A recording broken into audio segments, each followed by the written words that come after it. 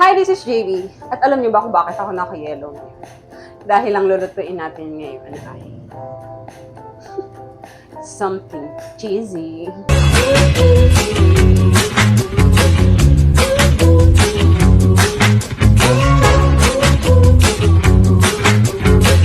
Para to sa mga taong kulang sa keso sa buhay nila.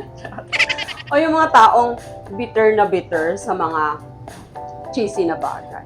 Hindi ko kayo hinuhusgahan kasi ganyan din ako dati. Alam niyo yun? Yung tipong iritang-irita ka sa mga taong in love. Naaasar ka sa mga tao na buhay yung child wonder nila. Ganon din ako dati, promise.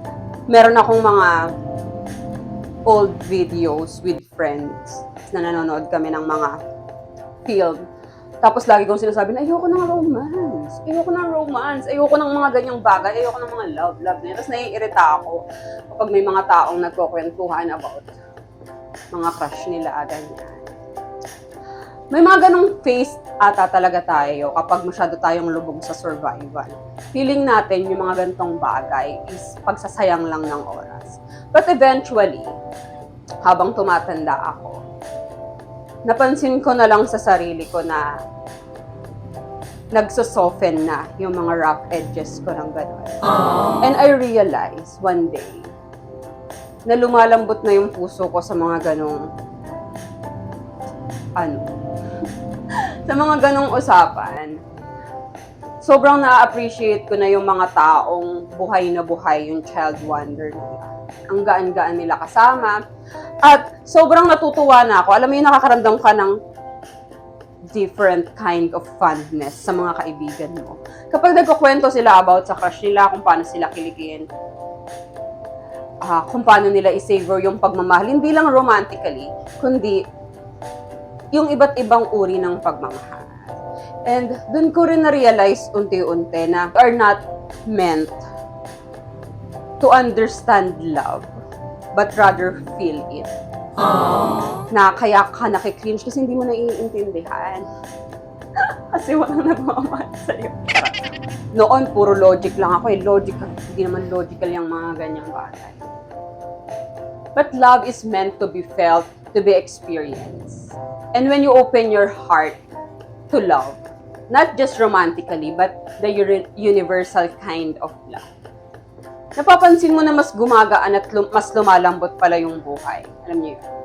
Nagiging gentle, mas nagkakaroon ng meaning, mas nagkakaroon ng layer. Kaya ayun, magluluto tayo ngayon ng cheesy menudo para madagdagan naman yung cheese sa katawan nyo. So for our ingredients for today, syempre yung karne ng baboy o pork. Ito, atay din to ng pork liver, carrots, potato o patatas, sibuyas, bawang, oyster sauce, tomato paste, tomato sauce, paminta, syempre ang pangtimpla natin, asin. Maglalagay din tayo ng pork broth cubes, cheese, raisins o pasas. So, ang una nating gagawin ay papakuluan muna natin saglit itong ating karne. Tsaka isama na natin itong atay. Lagyan natin konting tubig. Nilamas ko na sa asin yung karne, pati yung atay. Kaya hindi na natin kailangan lagyan muna ng asin yan. Papakuluin natin to hanggang maigay yung tubig.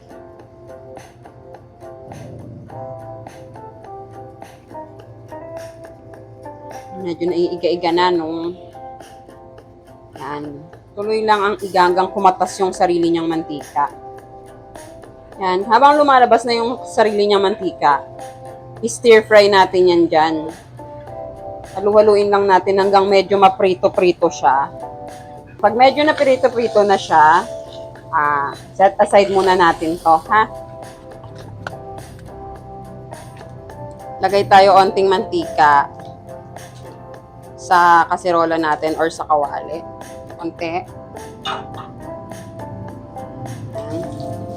At ang lulutuin naman natin, ipiprito naman natin yung carrots at patatas. Prito-prito natin ang carrot at patatas. Okay, so matapos natin iprito ang patatas at carrots, set aside natin ulit. And sa same pan, may natira pang mantika, di ba? Huwag na natin dagdagan yan. Magigisa na tayo ng sibuyas at bawang. Yes.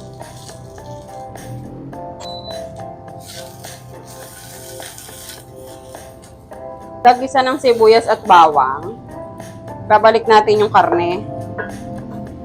Balik yung karne.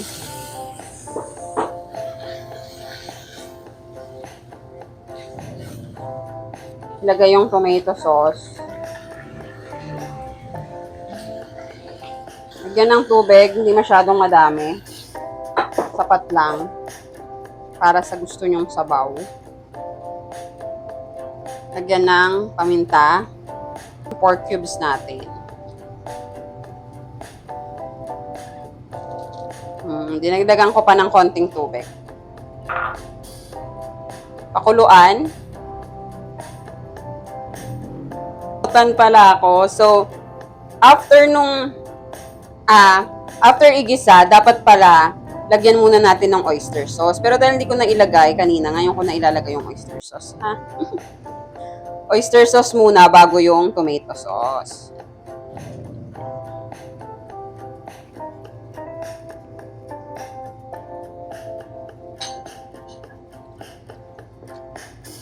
After 5 minutes ng pagpapakulo, lalagyan natin ng tomato paste.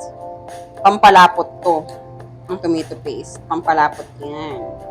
Ayun yung pagkakaiba ng tomato paste at tomato sauce. Ang tomato paste, pampalapot siya. Pero kung ayaw nyo maglagay ng tomato paste, pwede namang kayo ng harina sa tubig. So, ayun na lang yung pampalapot nyo. Kung gusto nyo yung ganun. Pero, ideally, it's tomato paste. And ngayon, ilalagay na natin yung pinakapampatamis natin ay pasas o raisins. Pasas or raisins. Yan, lagyan na natin. Yung iba hindi naglalagay nito, kaya pwede kayong maglagay ng konting asukal kung hindi kayo maglalagay ng raisins. Pwede rin kayo maglagay ng green peas and hot dogs. Hindi lang ako kumakain ng mga yun, kaya hindi ako naglagay dito. So, ayan. At syempre, ang main character natin for this cheesy menudo. Cheese. Syempre, ilalagay na natin yung cheese.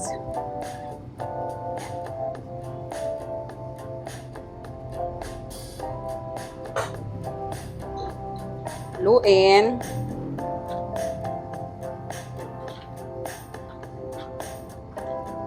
Cheesy menudo for the win.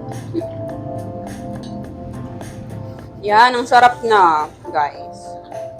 Maniwala kayo, ang sarap. So, dahil napakulo na natin kanina yung karne, di ba, nung umpisa pa lang, malambot na yung karne niyan. Kaya ngayon, pwede na nating ibalik. Pero feeling ko gusto ko pa siyang dagdagan ng paminta. Dagdagan natin. Hindi kasi ako sa paminta. Yan, dagdagan ko siya ng paminta. Pero it's up to you naman. Kung okay na sa inyo yung timpla nyo kanina. Ibabalik na natin yung mga gulay. And I think pwede na rin natin patayin yung kalan. Dahil ceramic yung kalan ko, so mainit pa din yan kahit patay na. Babalik ko ang ating mga gulay. Yan. Luto na ang ating cheesy menudo. Okay, salin na natin to nang tayo'y makakain na. Ako'y kanina pa gutom na gutom. So, isasalin na natin ang ating cheesy menudo.